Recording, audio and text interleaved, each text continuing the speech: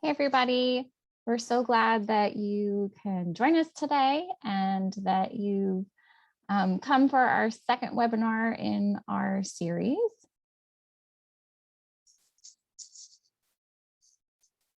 We want to welcome you today as we start our first guest hosted webinar for this session.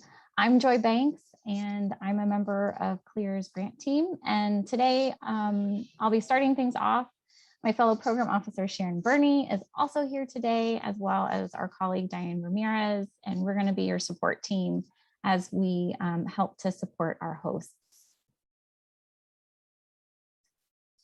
Just as a reminder, we are in Zoom, and I know that we're all familiar with this now. Today, we will have a live transcription for the meeting, so you can navigate to the bottom of your Zoom screen to activate the CC live transcription option if you would like to turn that on. You may notice, again, that we are in a regular meeting space as opposed to a webinar space. So things may look a little bit different than you're used to. You have control over your own microphones and video. So be mindful and ensure that you are muted if you aren't speaking. And we know that sitting in front of a camera in Zoom can be a little bit exhausting. So feel free to turn that off during the presentation if you prefer. At times, you may be invited to unmute or pop on video for a discussion or our question and answer session at the end. You are welcome to use the chat for conversation throughout our meeting today. And we do encourage you to introduce yourselves there. The default for that is to send a message to everyone, but you are also able to message individuals directly if you need to. This session is being recorded. And we will provide the recording, the slides, and the transcript of all of the content onto the Apply for an Award page on our website by the end of the week. So if you missed last week's introduction to the final application, that recording is available in the same place, so you can view it. Our team would like to acknowledge that as residents of the United States, we are speaking to you from unceded land of many Indigenous peoples. Those of us working at CLEAR are grateful to have the opportunity to live and work on their homelands and ask you to join us in acknowledging all Indigenous communities, their elders, both past and present, as well as future generations. As CLEAR staff and session co-hosts are introduced in the next few moments, we invite you to do the same in the chat and to share land acknowledgements for the area where you live or work, if you'd like. May our shared acknowledgement and the program we're speaking about today demonstrate CLEAR's commitment to beginning the process of working to dismantle the ongoing legacies of settler colonialism. During today's session, our guest host will dig into one of the topics that we mentioned last week, assessing collections for digitization.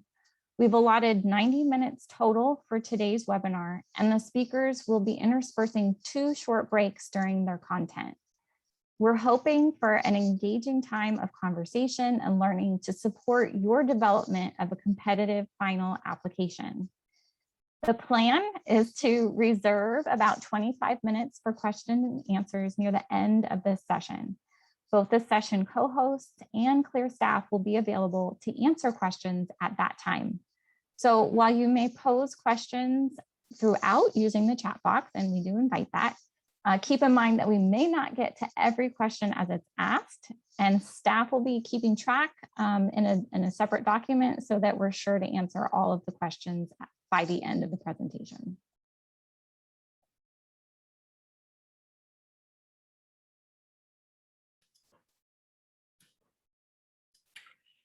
So we want to start with a quick poll to gauge how you're feeling about today's topic of collection assessment for digitization. We're going to ask a couple of questions and we'd like for you to participate.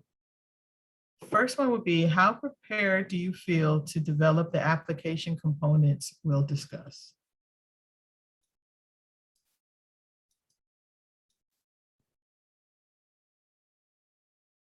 And go ahead and Are you seeing the poll? I don't, is everybody able to see the poll right now? Yes. Okay, great. It won't let us submit the answer, but we can see it. Oh, no. Oh, no, wait. Let's fix that for you guys. I don't know that we've ever had that problem happen before. Let me try Let's to try something. relaunch it.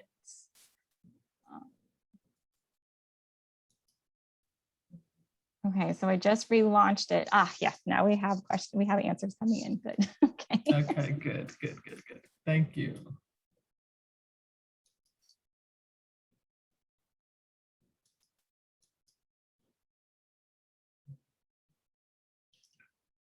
And the answer's still coming in. Somewhat prepared, looks like everybody feels a little bit somewhat prepared.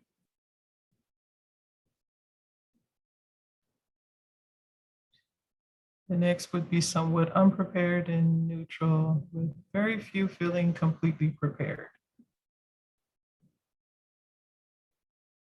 Looks like everybody has filled that out, Joy.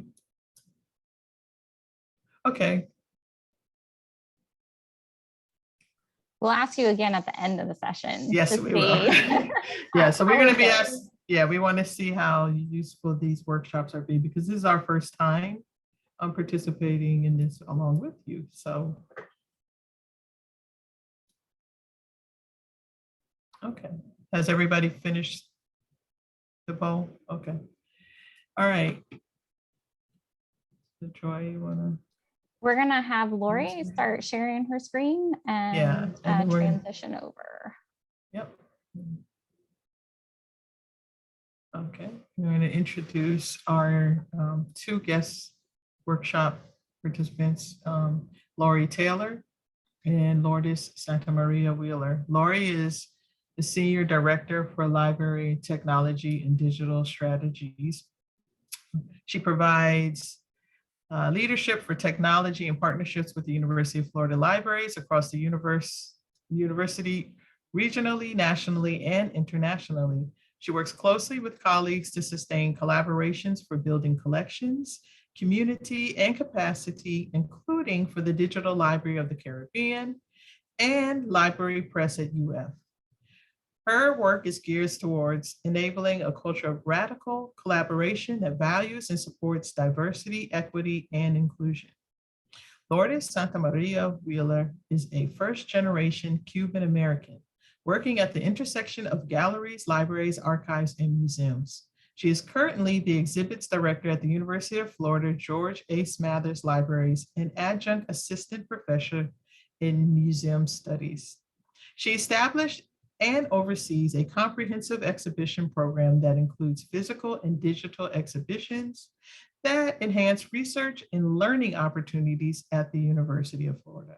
She specializes in exhibition program development and leadership that emphasizes curatorial and interpretive training, centering, inclusion and equity, inclusive practices and cultural heritage spaces, digital scholarship, and student mentorship, particularly for those who have been minoritized in higher education. So we want to thank our guest speakers, and at this point, we are going to turn the presentation over to them. Thanks so much for that wonderful introduction. We're really happy to be here and to speak with everyone today about assessing collections for digitization. And so we already had the session outlined earlier, but just a reminder that we will have breaks throughout this. And Lourdes. Thank you, Lori. Thank you, Sharon. Thank you, Joy. Thank you, all of you, for really taking the time to be here and share with us. I'm happy it seemed nobody's completely unprepared. hopefully we can get you feeling a little bit more confident by the end of today. So your materials and their stories, as Sharon very nicely shared about me, exhibitions is what I do. So telling stories to the public is what I like to talk about all the time.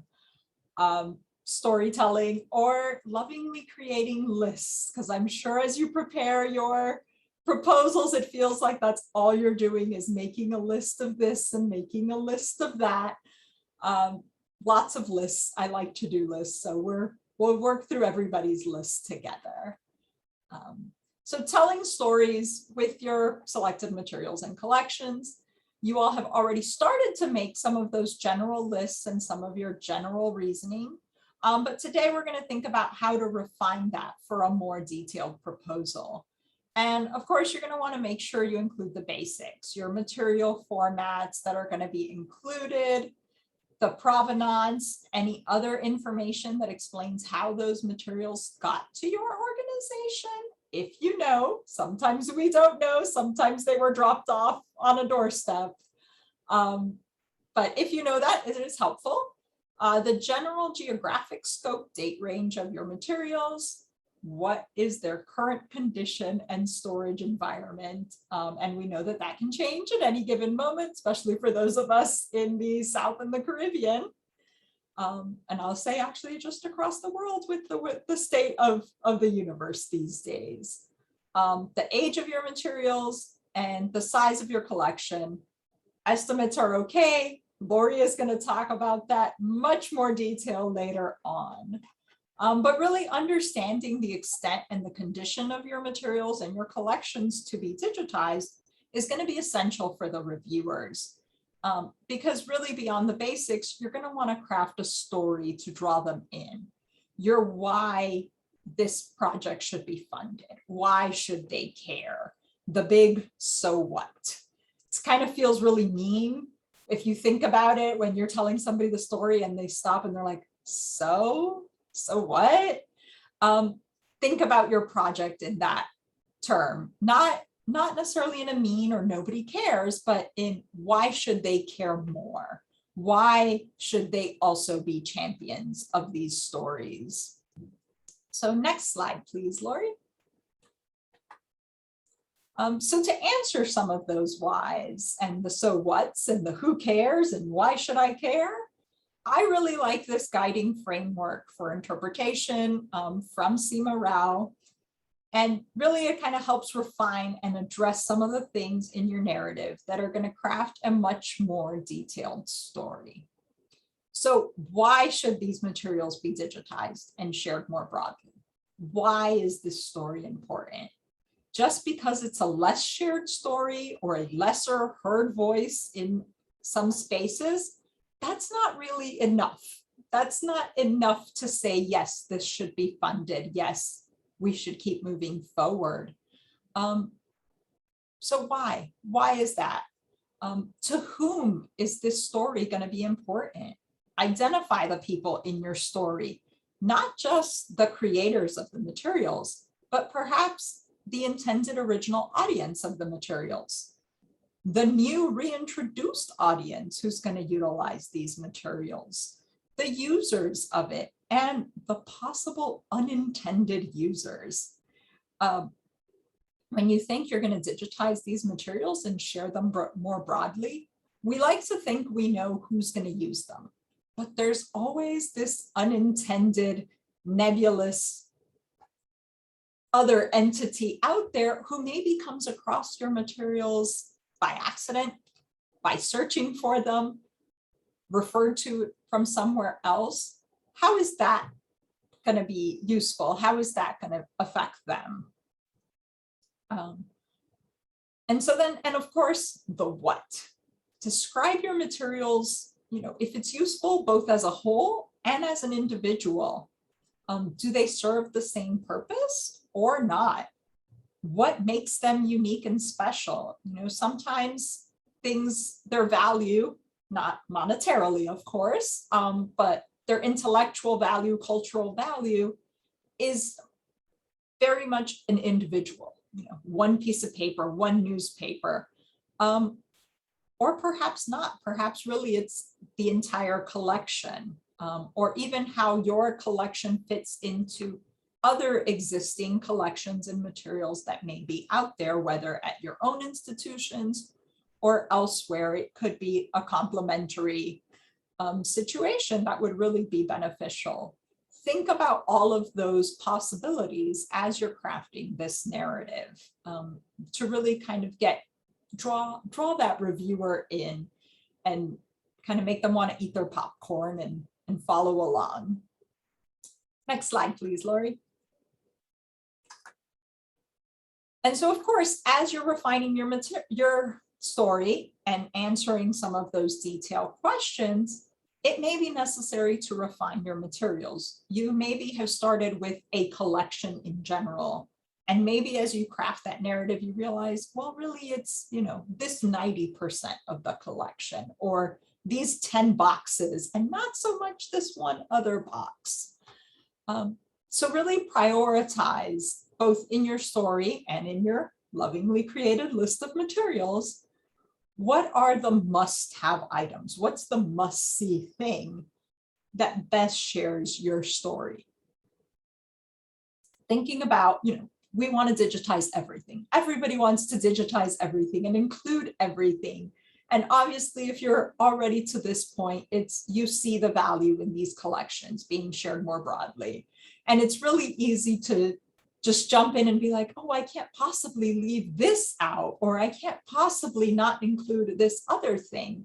There's not enough time, there's not enough resources in the world to really include everything.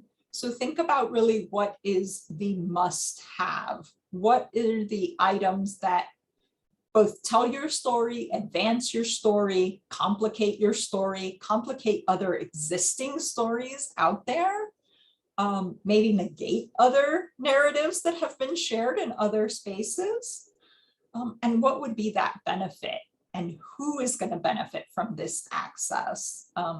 The general world benefiting isn't, we like to, yes, improve the entire world, but be specific. Who's going to benefit and how? How is it going to make their life better? Next slide, Lori. And so again, thinking that, so what, who cares? Why should the reviewer care about your project goals, about sharing these voices that have been lesser heard or lesser told? Think about it, same way if you're telling your friend that story, and if at the end they're like, cool, but what? So it's great that these materials, that you have them and you're in hurricane lines kind of thing, and they're endangered, or, oh, cool, they're the only one in the world. It's very easy for us to default to, this is the only one in the world. We're the only archive that has this. And that is really amazing and very important. But think beyond that. How is it important that you're the only archive with this? Where does that fit into that broader story of, if you're the only archive, what are the ramifications of that? If you're the only place to see these materials, what happens? And just because a story's been lesser told doesn't necessarily mean that it has to be told or should be told. So kind of convince the reviewers, why should this be told? Next slide, Lori. And so keeping in mind, from the proposal handbook, that materials that are quote unquote hidden, cannot have a meaningful impact on public understanding of people, communities, and populations insufficiently recognized or attended in the past until those materials are digitized, discoverable, and accessible in ethical, respectful, and legal ways. We jump to legal first, but really thinking before that, before, is it legal to share these materials? Is it ethical? Is it respectful, both of the originating creators and the intended audiences, as well as your institution? Next slide, Lori. Yes. Thank you so much, Lourdes. Yeah, so we are on a break for 5 minutes, and I believe we're putting the return time in the chat. So if you're in Florida, that's 2:24 p.m. So if folks want to take a quick break, we'll be right back very shortly.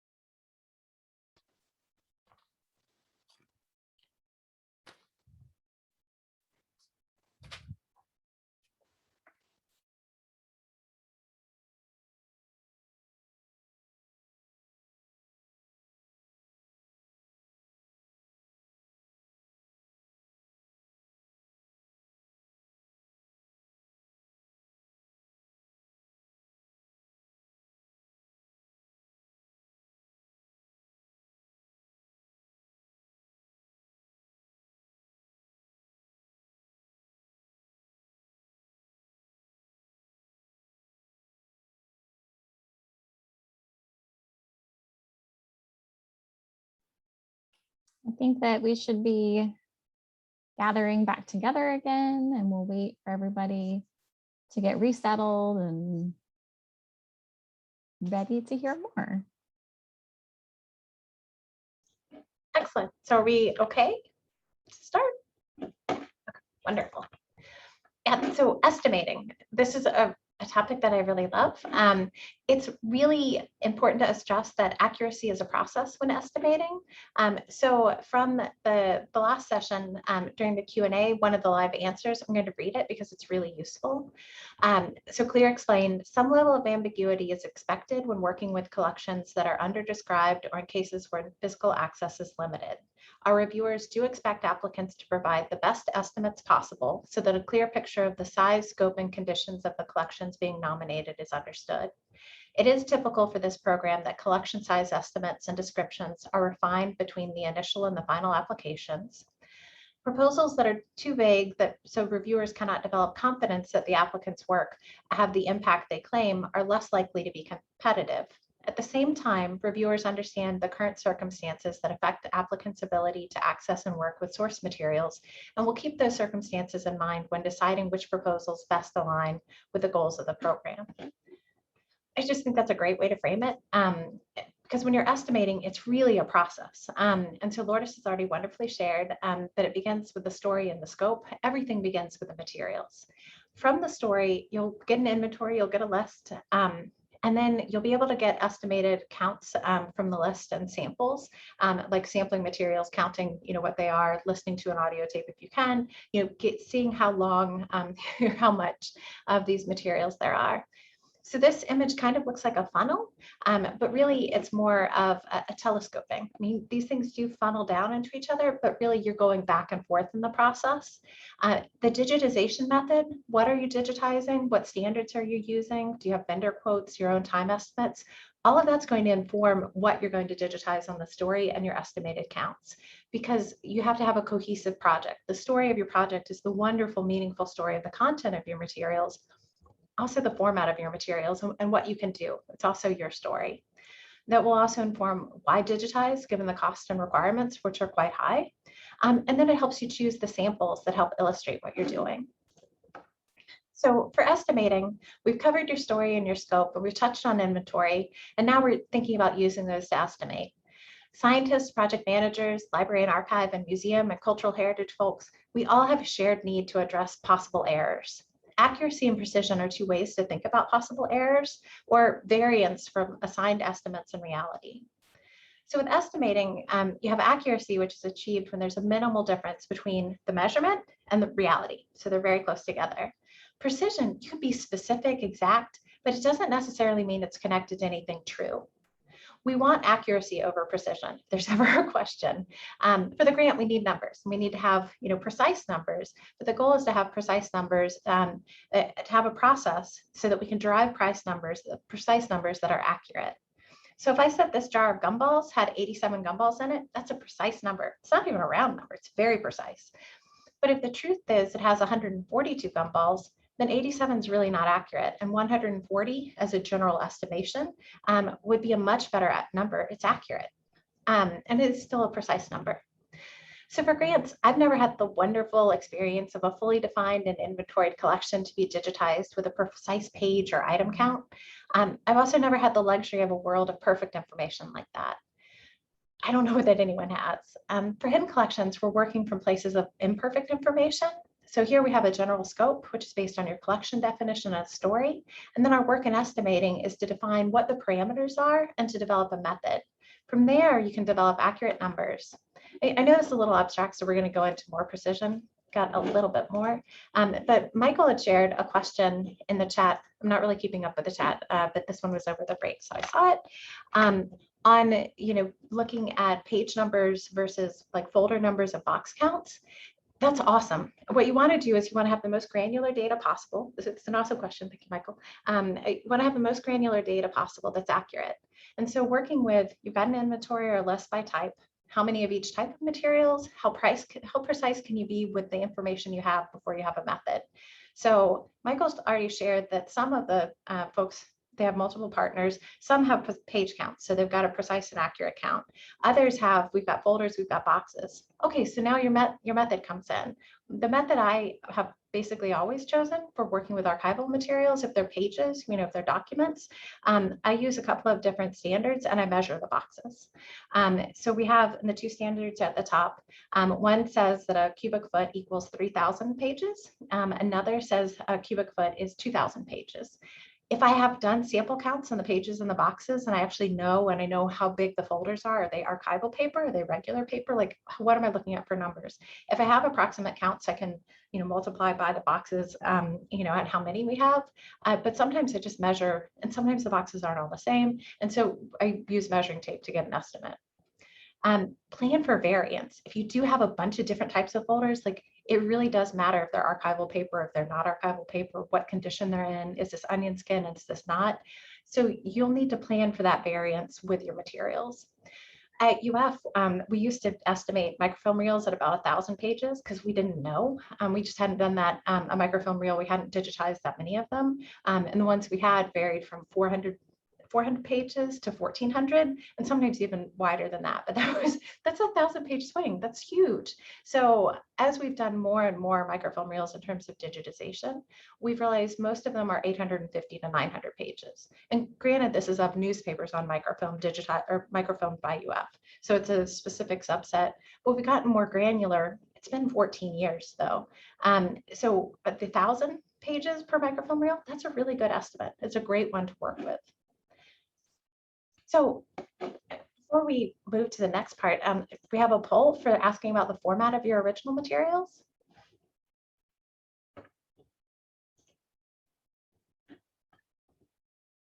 Yes, we have a poll. We'll see if this one works. Okay, I've launched it. Hopefully you can see it. And we're having responses come in, so. And this is the primary material. We know some people will have some mixed materials in the collections. Mm-hmm. And you can select more than one. There's 10 different options because we know so many different material types come to this program.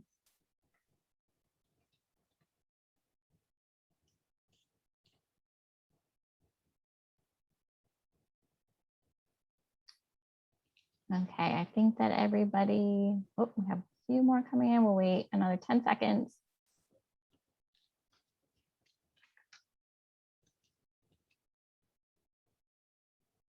Okay, I'm going to end the poll and share the results. Okay, that is awesome. So a great range and a lot of things that are more difficult to deal with. Audio and visual recordings, often you'll have counts of the things, but not what all is on them. So again, the telescoping, working through the materials, as you know more, continuing to work through the process on them. Mixed archival collections, photographs, yeah. So a lot of great materials that all of you are looking at. Thank you for sharing. So looking at these are my sort of, these are example methods. And I used to actually have a spreadsheet that had your material type, number, and then it would calculate our costs fully because it had all of the background data for labor and other considerations. So some places, if you do a ton of digitization of different types, you have really great numbers. And if you have a partner that has that type of data that's current, that's fantastic. So you can rely on them as you're doing your estimating and thinking through the full process as it telescopes, throughout materials and other concerns. Just to give some examples, if you have audio recordings, let's say you have 415 cassette tapes.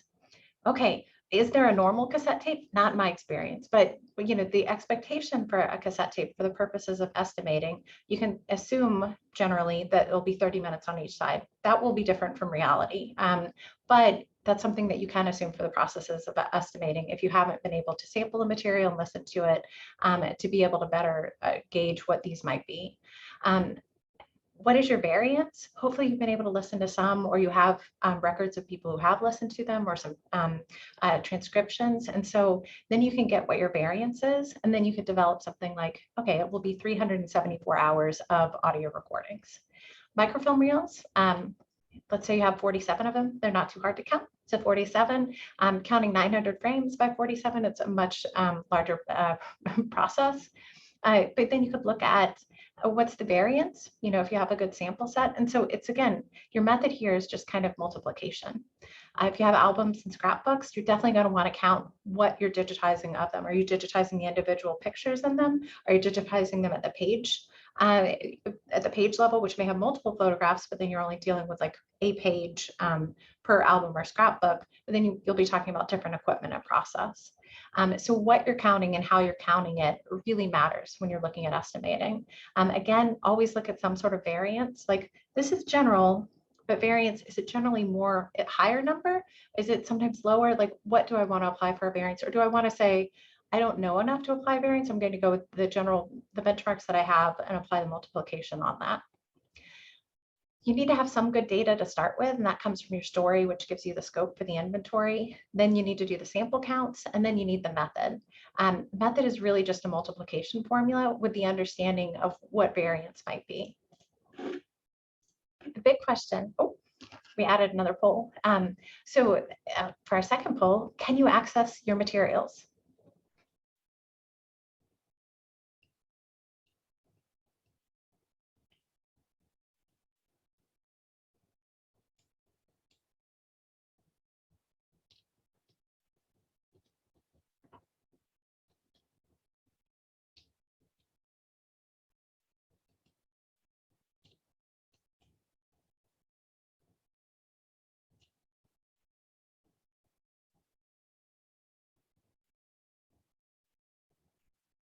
Okay, I'll give it another few seconds. Most of you have answered.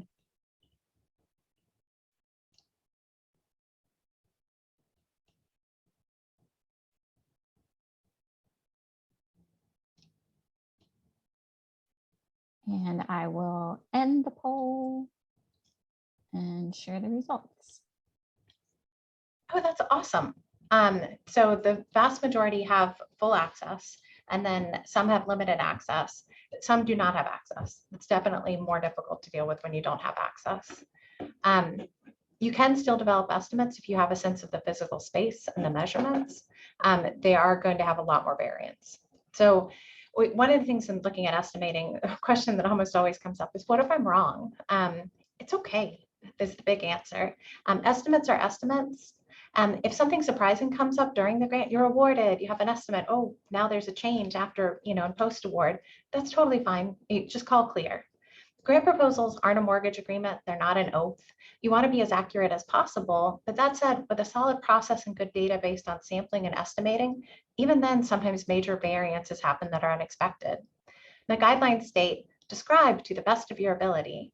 And if any information is uncertain, for example, materials, condition, or collection size, explain how your assumptions or estimate were determined. So that's basically, it's a math word problem, and they're asking you to show your work. So during the grant, you might find that your estimate's really on target. That's great. You can also find that they're really wrong. So whenever there's new information that's unexpected, the process is to call the program officers. If you're under on counts, maybe there are other materials that can be added. If you're significantly over, sometimes folks find new efficiencies and can do more with a grant award. It's less common. Sometimes it does happen.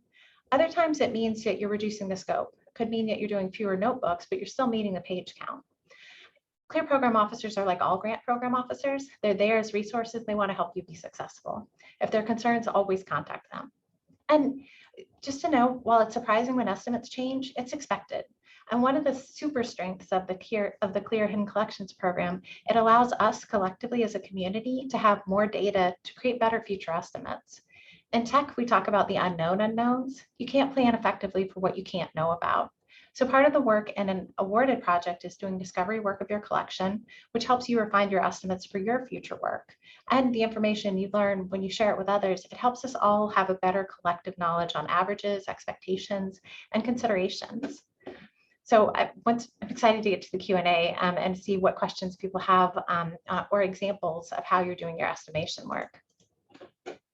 So I know this is for a future session that's really going to deep dive more into digitization, but it's important to mention here as you're thinking about your story and your list of materials and your estimation processes, you might have some telescoping, going back and forth.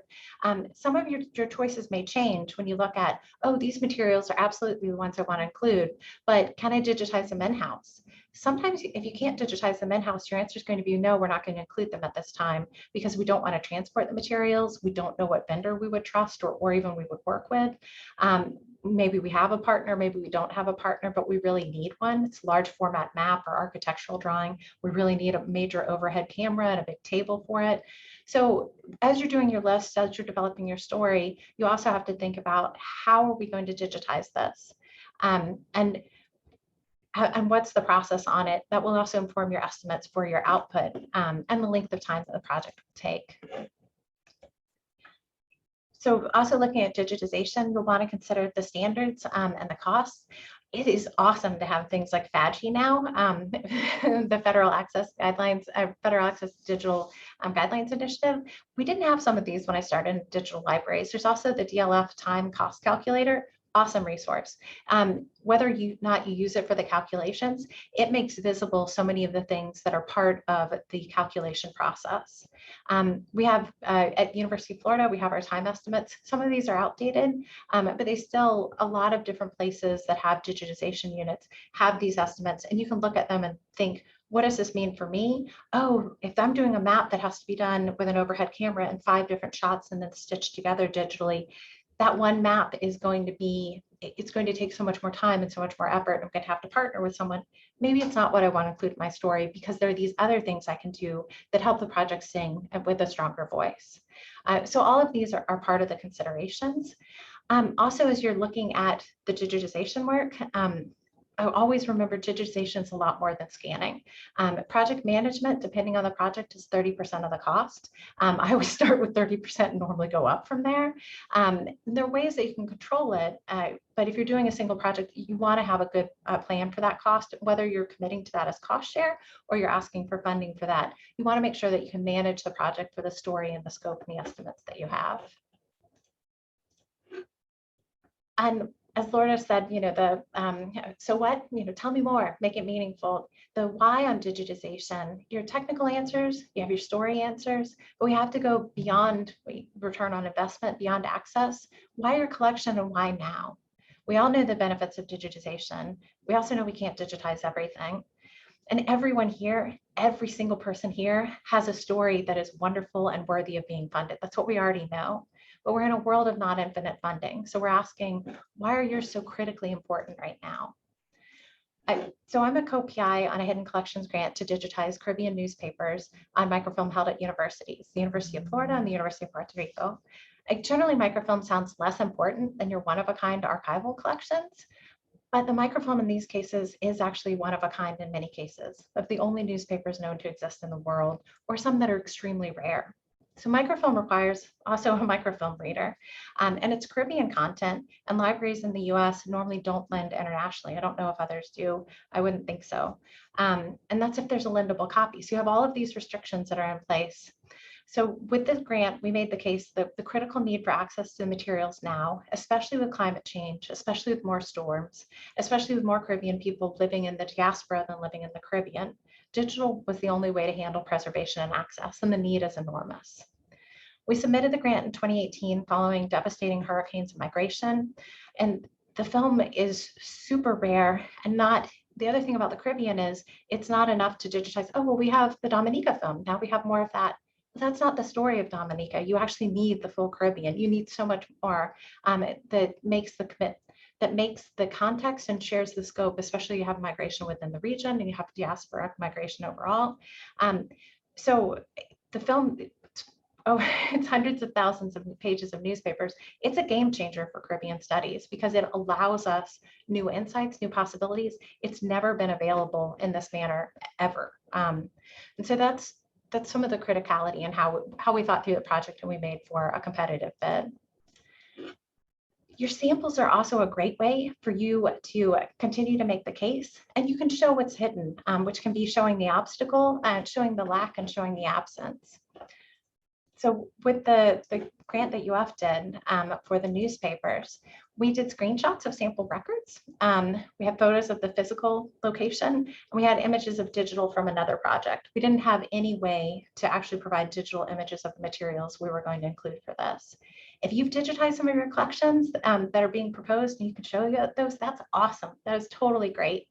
If you don't and you can't get an image of the proposed collections, that's totally okay. We all still have images to share. So the screenshots of our sample records were from the UF local catalog and WorldCat. While some of our titles technically had records, most were provisional, which means a title, and that's it. So the user display for the Dominica Guardian, for instance, includes the information Dominica Guardian. That's it. You search for Dominica newspapers, you're not going to find it because it's not included. The limited cataloging, super limited, just 2 words, resulted in the display in WorldCat, which references UF for preservation negative microfilm and says there's 0 holdings for physical access copies. And that was an example of the maximum that we had, which was still super hidden and unacceptable. So we used images also of the physical materials, which have a little bit more information on the microfilm boxes. And it gives people a sense of the scale of it. So you have a bunch of microfilm boxes in the drawer, and then you have all of the cabinets. And the cabinets, while we didn't include in the grant, we have great stories of, visiting researchers and diplomats coming in and being like, you had this microfilm. They come over. I always say they're hugging the microfilm cabinets because they get really close to them and they sort of pet the drawers. It's a really neat experience. We know that these materials are precious and then they're microfilm, like the way that you can make the compelling case, showing us the materials, explaining why they're hidden. And then for the newspaper, we did have a sample from another project where we could give, this is what the newspapers are probably like. It's not from one of the materials. So thinking about other ways that you can give samples and you can speak to the absence and to the gap. So just to end on estimating, just to remember it's triangulation. Some of your work might be getting feet from measuring tape. Some of it, for getting an accurate estimate of your project, you're going to be putting that measuring tape together with your story. You're going to be telescoping and adjusting. So I think of this like my experience at the eye doctor, where my vision is not very good. So the eye doctor has to go through the successive lenses on each eye, asking if it's better or worse, doing the same for one eye, and then doing the other, and then seeing also, do I have good depth perception at it, or do we need to restart the process and go again? The data has to all be connected together. And for this first part of the application, you're developing the story and the scope and the estimates. But as you do the next steps, you'll have more information to be able to refine these for greater accuracy and to continue the process. And so with that, really excited to go and talk about estimating. And we get to have another break. So we will come back at 2:51.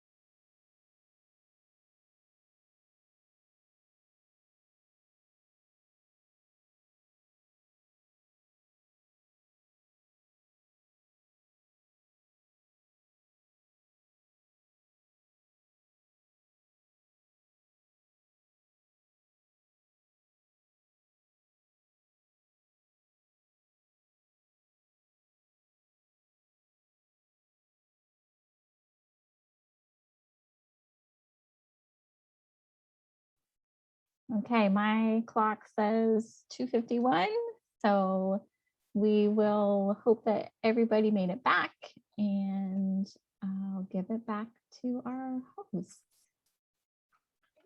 And thanks everyone for having, this is really fun. I'm seeing some of the questions in the chat. If you want to type them into the chat, that is awesome, so that everyone can see. If you want to unmute yourself and speak them, that's wonderful too. So I saw a couple of questions. So Anne, I think your question has been answered on the partial collection or full collection, if which one is preferred. Okay, yeah, and clear. Yeah, I just wanted to say it verbally too, so everybody heard that answer. In terms of hidden collections as a program that has been around for a while, there was a time in this program's history where full collections were preferred over partial collections. We've tried to de-emphasize that more in this current iteration so that you're really allowed to make the selection that makes the most sense to tell your story. The key is that if you are nominating partial collections for digitization, you'll need to explain why you've made the decisions. And I think both Lori and Lourdes talked about some of that and explaining that why part. Anytime that you've said something, the reviewers will ask why. And so if your application doesn't answer, that can be tricky. And then the only other questions I saw in the chat so far were a question on, oh, and we're going to have more. Excellent. So the precise and accurate, if you think you have precise numbers, you label them as precise and then do the estimated numbers. Until you've digitized it, they're all estimated numbers. Because if you do have an exact count, it'll be wrong, is my experience. Like, let's say you have a book and they're like, oh, it's 240 pages. Oh, except for that tip in that isn't numbered or has existing same page numbers that makes it 280, or it's got 10 pages missing from it, or has a map fold out that we didn't catch. And so all of them are estimates until you're done. I hope that is a useful answer for it. And so basically you don't need to label like these are the counts versus the others. But for your own internal knowledge, it's great to have that noted and then see how you come out against the benchmarks. I just will tack onto that just in terms of the structure of the application. If you're looking for a place to explain numbers that are like really estimates, maybe you still don't have access to your collections, or so if you want to provide additional explanation of how you got those numbers, there's an additional information field when you are quantifying the amounts of the various types of materials that you have. So say you're digitizing manuscripts, photographs, then you can say this manuscript count is, you can provide a little bit of explanation on how those numbers came about. So that's kind of one of the places we tell folks to be sure to use all the space that you have to provide the explanation that you might need.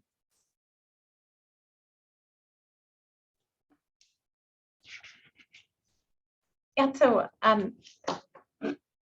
Jason also noted regarding the why for projects. I think it's important to remember that digitization should not be used as an excuse to get rid of originals. Technology changes frequently, so redigitization of originals can be needed in the future, and sometimes digital files can be corrupt. Keep the originals. The technology's gotten a lot better, but that's an aside. Always keep the originals. And Lourdes, do you want to say something about this? Because this is, I mean, your exhibits, people want to see the originals.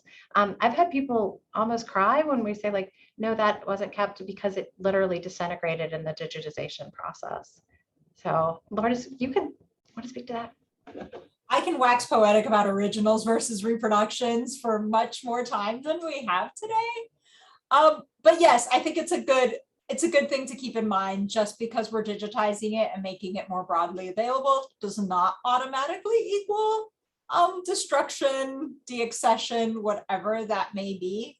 It may be that there is a good reason to get rid of the originals. And that's part of your why, that's part of your story and the context. But not just we're digitizing it so we don't need that original. I have had people cry in my exhibition galleries seeing an original. I have cried seeing an original.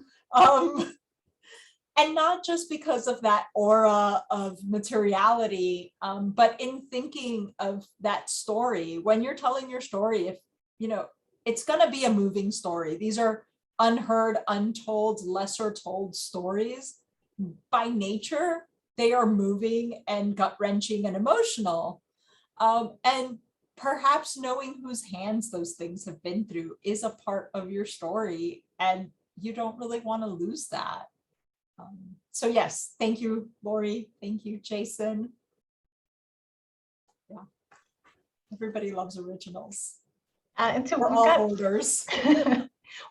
they do matter, and there are different ways to speak to it. And yeah, the digital as a replacement, it's just like, movies are going to replace theater, or TV is going to replace movies on the, yeah, I mean, that's not the history of media transitions as well.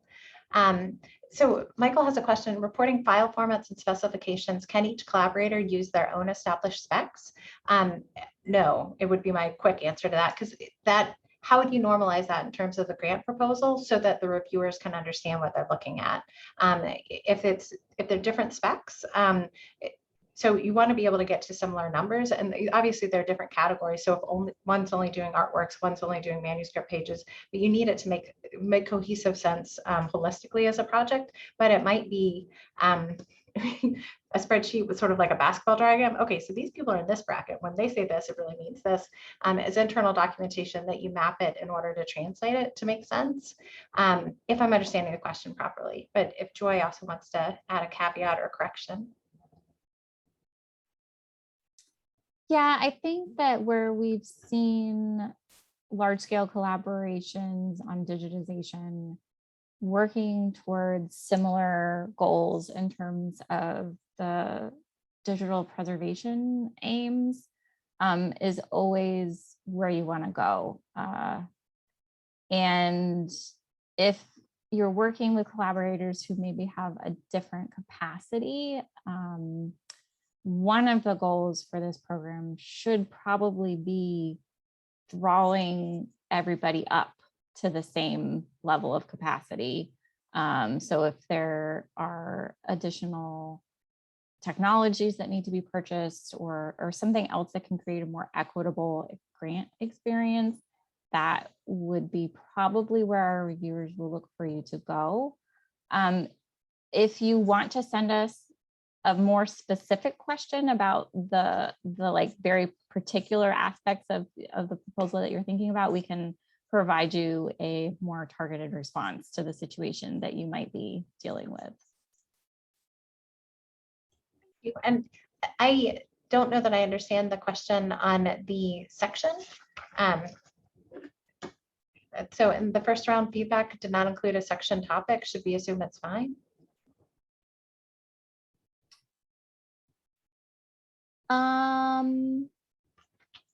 Okay, so Anne, I think, and you can correct me if I'm wrong, I think what you're asking about is the reviewer feedback that you received. So if you didn't receive specific feedback on one of the topics, do you need to reconsider this for the application? Correct. So the final application was designed to build upon the initial application. And so while there is consistency between the two phases, all of the prompts that were sort of those 6 core questions in the initial application have actually been expanded in the final application. You may find that your answer really was fine. You may find, especially on the tell the story question, our reviewers were just pretty much blown away by all of your responses. So it may be, maybe, for example, that's one of the areas that you really feel like you told your story in the initial application. So maybe you don't want to use the extra 200 some odd words that we gave you. But the final application handbook does expand on all of those prompts. It provides more refined points that you need to make sure that you covered in those areas. And we expanded or clarified instructions and insights for all of those components to really try to help you answer the questions that the reviewers had from the initial round, so that we're sure that you have the opportunity to address them in the final application round. So my advice is that you reconsider everything and then maybe surprise yourself that you did a really solid job in the initial round. But my expectation is that you will likely find that you want to use those extra words and spaces that have been given to you.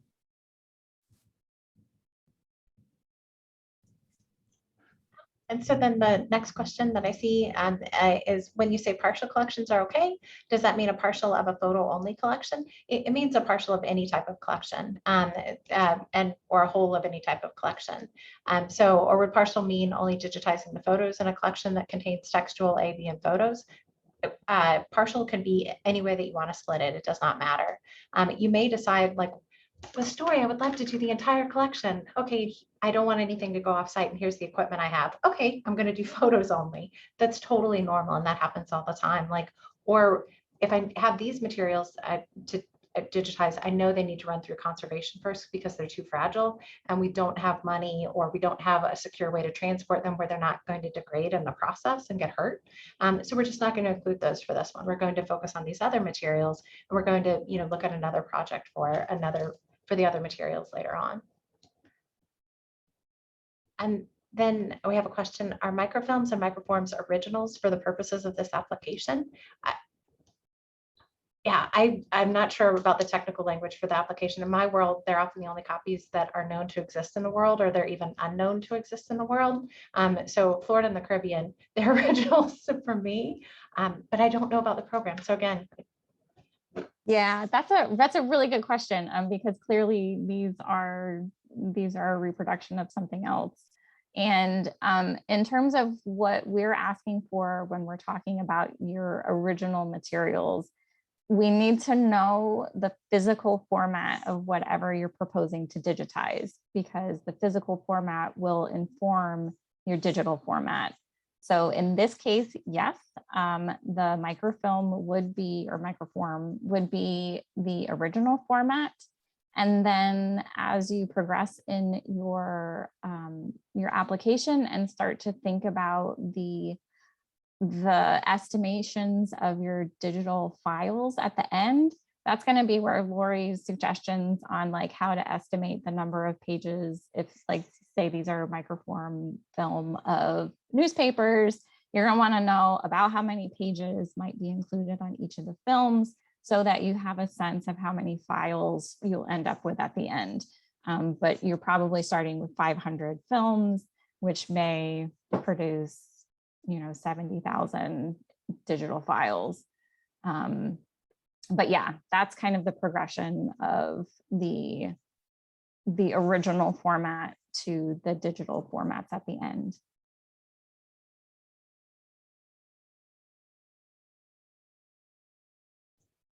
I'm not seeing any other questions in the chat right now.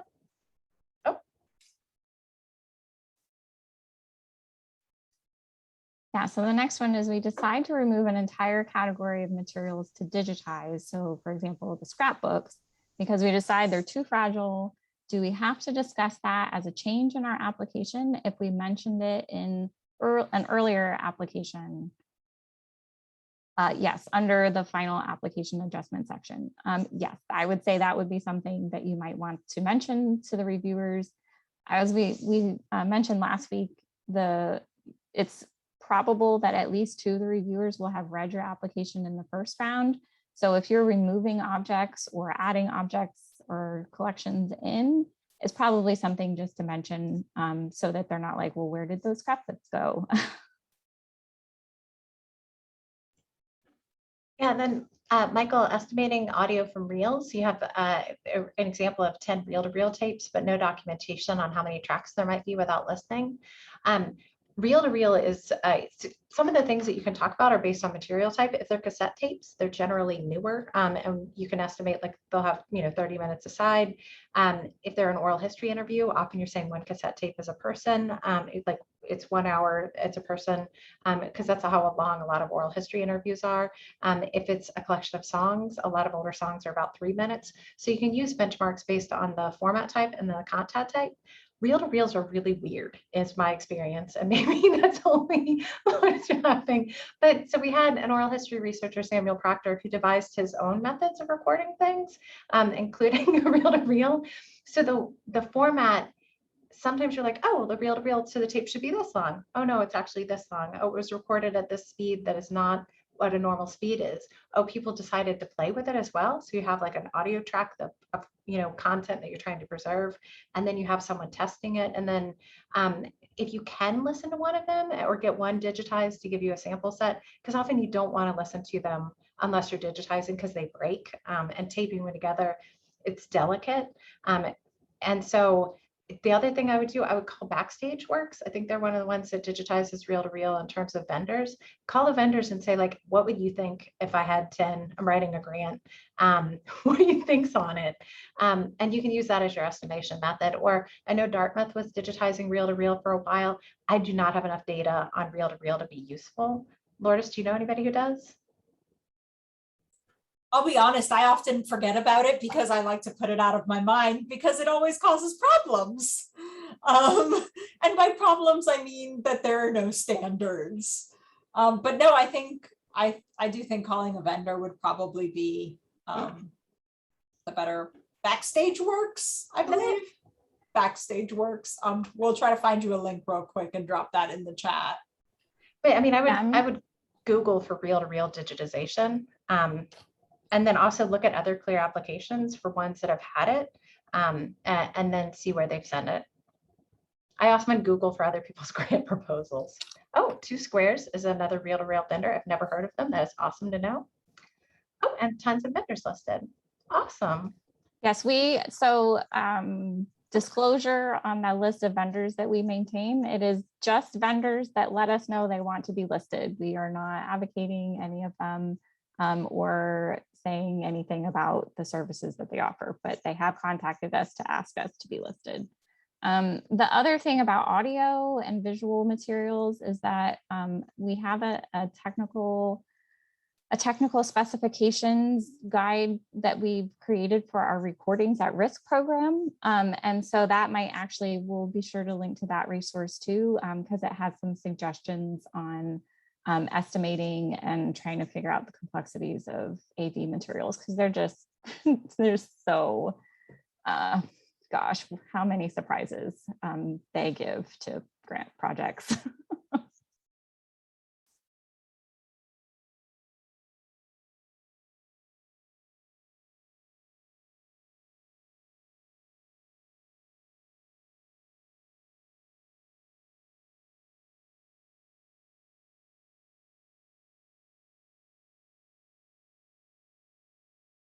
If anybody also wants to use your microphone to ask a question, I don't know that we're going to have so many all at once that we need to use the raise hand feature, but we also welcome you to jump on and ask questions.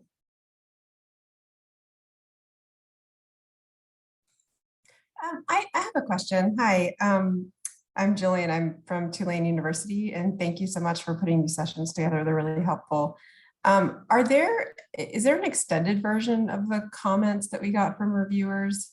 Mine were very brief, so I'm gonna try to respond to them, but some of it is not cryptic, but I guess I wish I could have asked the reviewer to explain more what they were asking for. So I don't know if there's anything additional that we have access to. That is an excellent question, Jillian. Unfortunately, the comments that you've received are the comments that we have. The suggestions that I might have would be looking at like the aggregated scores to see where there might have been variation in their feelings about some of the the criteria from the initial proposal. If you would like to email the grants team specifically for help, I mean, we were at the meetings, but again, what we gave you is kind of what we have. We might be able to do some help reading between the lines, but in some cases, minimal comments means that you presented a strong application already, and there might not have been that much for them to sort of suggest that you change immediately. So there's that too. And that's one of the reasons why for the final application in that extra prompt that we added, it's not just about responding to the reviewer comments, but also about anything that you've learned in this in between time between the initial and final application, things that you've learned from these webinar series and conversations with maybe some of your partners or your communities.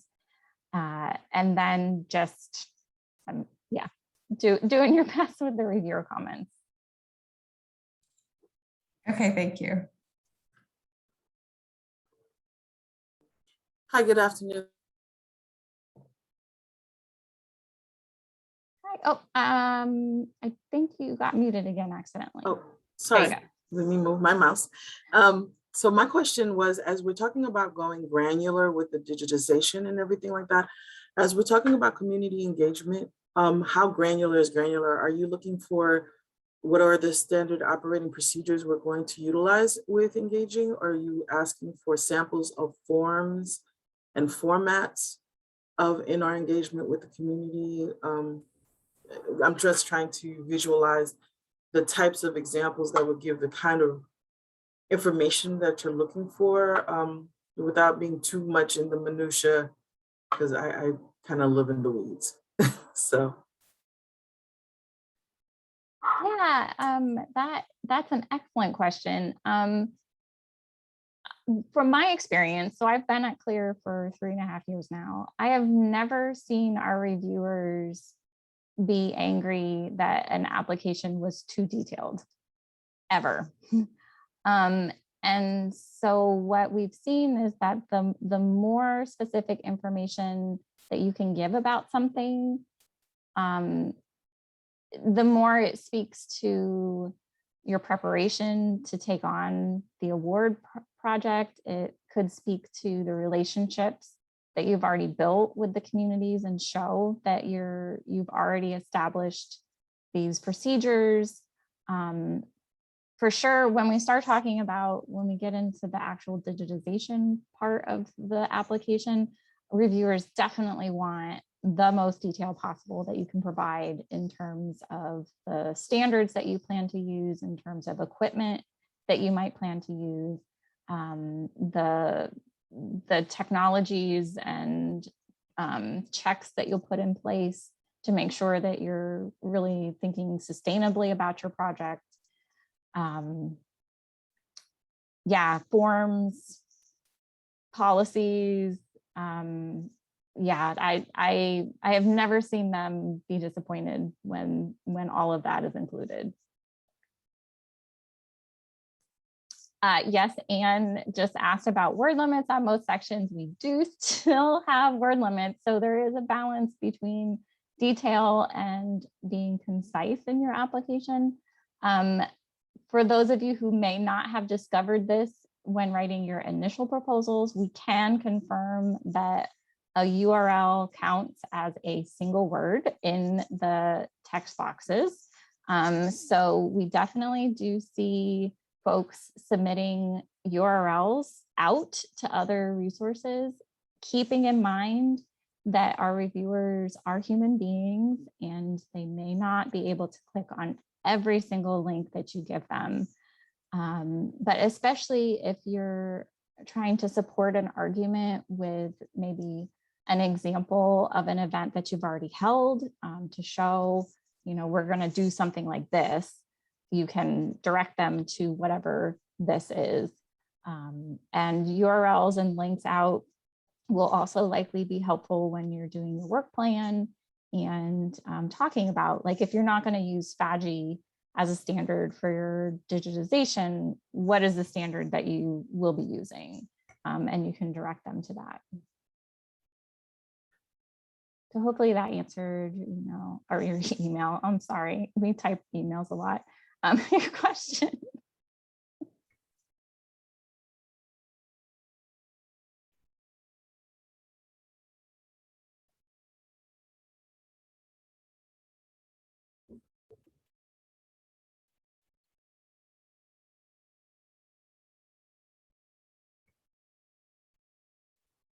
I don't know, Lori or Lourdes, do you have questions that you had when you were applicants that you wish that you had heard an answer to before you applied?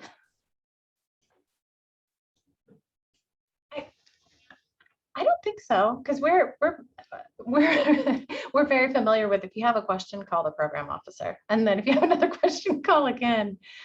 We also do the same way that we teach writing, like read a bunch from that genre. So read a bunch of the prior applications as a way to learn, and they're great resources for like, oh, that's how they calculated that. That's awesome.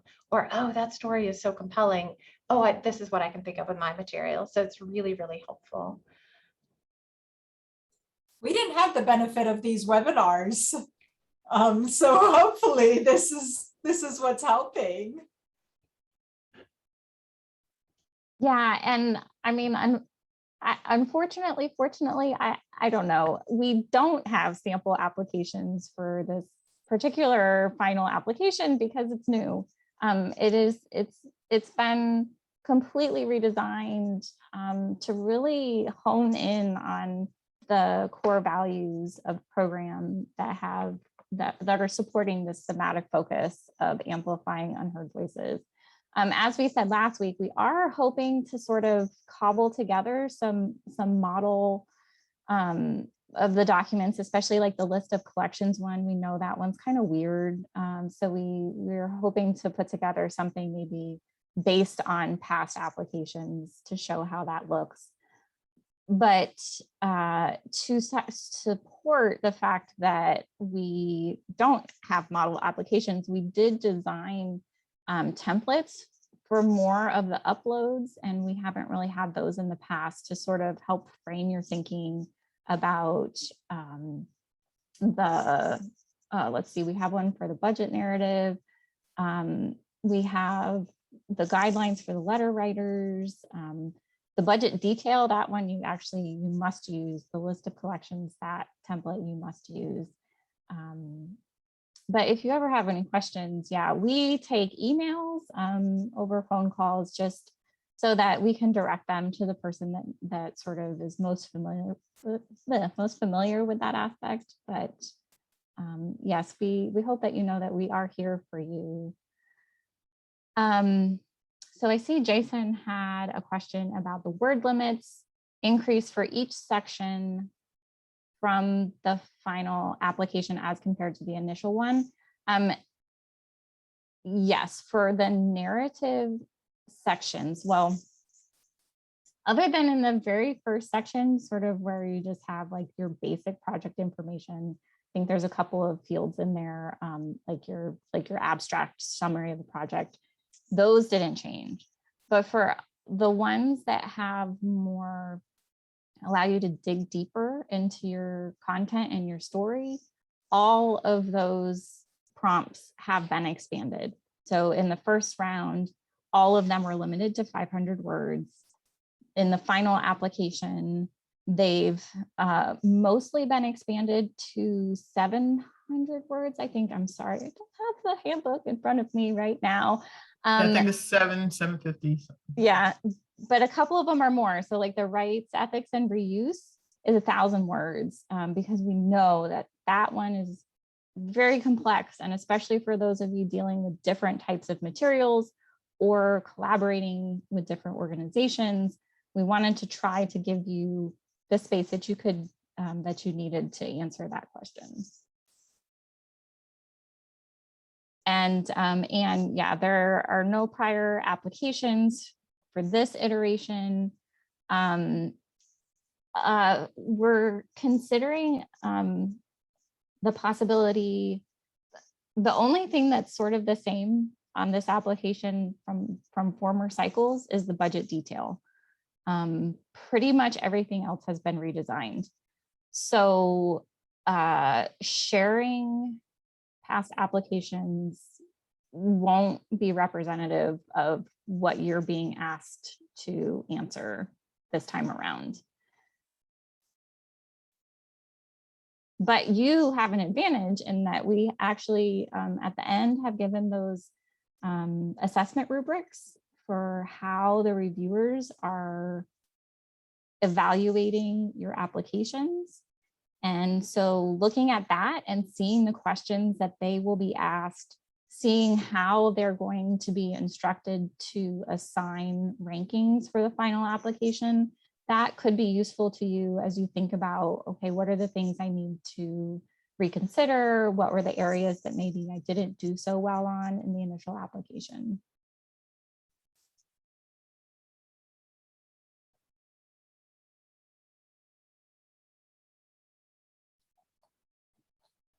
I think we have a couple more minutes here for questions before we kind of finish up.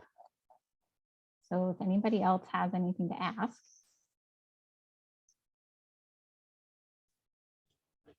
Yeah, and for the recording purposes, I can go ahead and click through the other slides. Thank you. Huge thanks to the Hidden Collections team at CLEAR, and huge thanks to everyone for being here with us and for sharing resources. Awesome to see other resources that all of us can use. We're looking at AB.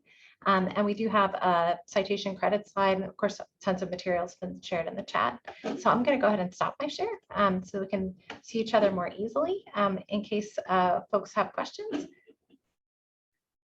Great. Well, I see that Michael's question is actually my next slide. So I will get that up on the screen.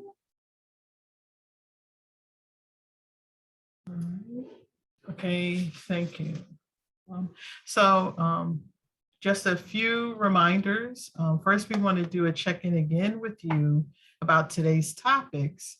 And we're going to get a poll up real quick in just a second. Okay, so how prepared do you feel now to develop the application components that we discussed today? Let's get that going for a little bit.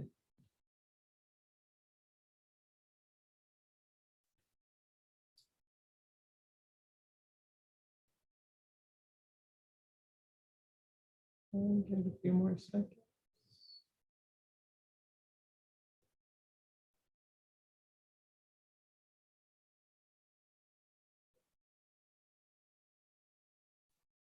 I think most everybody has answered, so I will go ahead and end it and share the results. And so that looks good. More people feel somewhat prepared. And as you work on your final application, remember there are a number of additional sessions that are going to be planned in the coming months. And the next one is actually going to be on September the 14th. And in that session, we're going to address planning for rights, ethics, and reuse in your digitization project. And you can sign up for that on our Apply for an Award page.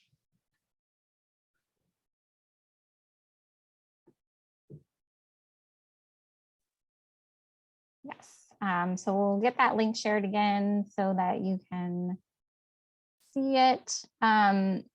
But we just really wanted to thank you all for coming today, and especially a huge thanks to Lori and Lourdes for leading us through this very first topic in our series. We so appreciate your insights and hope that it's been useful to everybody. As we continue our assessment of the program, we do have a short survey that we would love for you to complete about this webinar. We also have a question in there if there are specific things you'd like for us to address in any future webinars, and we'd love your feedback on how we might improve this series as we move along. Please don't hesitate to send questions to our team at any time as they come up between now and the final submission deadline, which is November 17th. As needed, our team will also be able to consult Lori and Lourdes on questions specific to today's topic. Thank you again, and we hope to see you at another session soon. And I want to thank Lauren and Lourdes again for a really great presentation today. Thank you, everybody. Have a great day.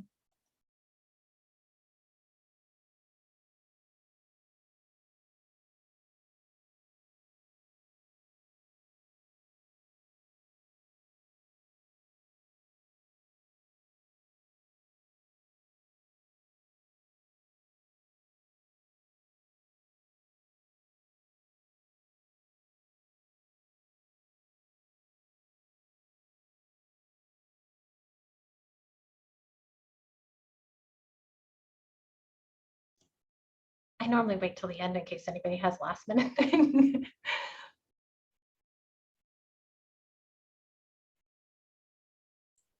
I have a question for you, Joy and Sharon. Can I creep on that next session? I'm very interested. I Of mean, course you can. yeah, we're not, we have it posted on the applicant resources page, but we're also not taking any steps to exclude anybody. So we would love for you to come listen. We should have probably invited the hosts for that one to this one. So that was a great idea. Thank you, Lourdes. Yeah, we should invite all the hosts. That way they Completely get selfish. no, and I mean that way they get a feel for how these go. And but you guys were the first out the blocks. But you did a great job. Thank you. It was my pleasure. Ethics